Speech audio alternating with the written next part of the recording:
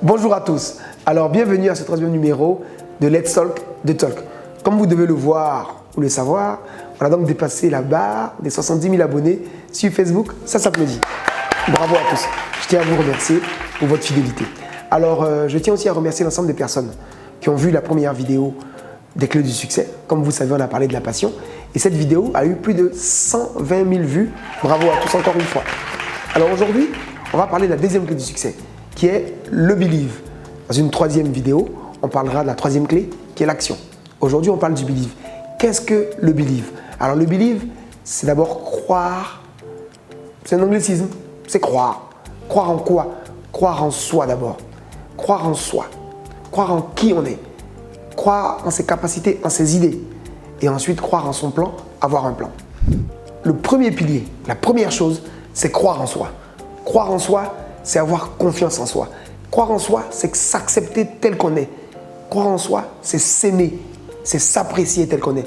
C'est se regarder dans le miroir et aimer le reflet, aimer son reflet. Croire en soi, c'est être fier de qui on est, être fier de ses origines, être fier de son histoire, être fier de son physique, accepter son physique. Sans acceptation personnelle de son physique, de qui on est, de son parcours, on ne peut rien réussir de grand. Alors, croire en soi, c'est ça. Deuxième chose, c'est croire en ses idées. Alors, pour croire en des idées, il faut déjà les avoir.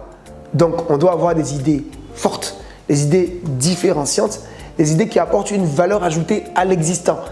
Posez-vous toujours la question de savoir quelle est ma valeur ajoutée en termes d'idées. Par rapport à l'existant, qu'est-ce que j'apporte de nouveau?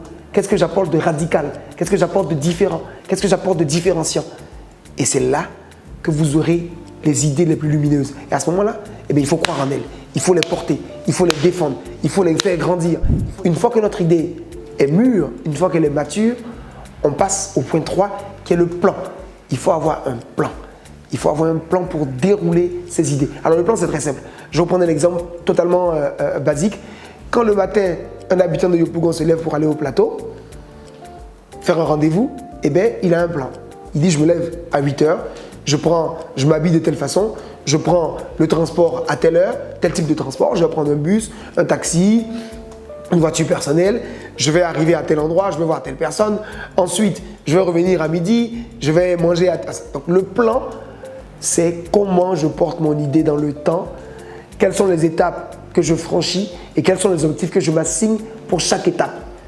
Et c'est essentiel pour faire grandir son idée et pour la faire réussir, pour la faire exploser et pour la faire triompher.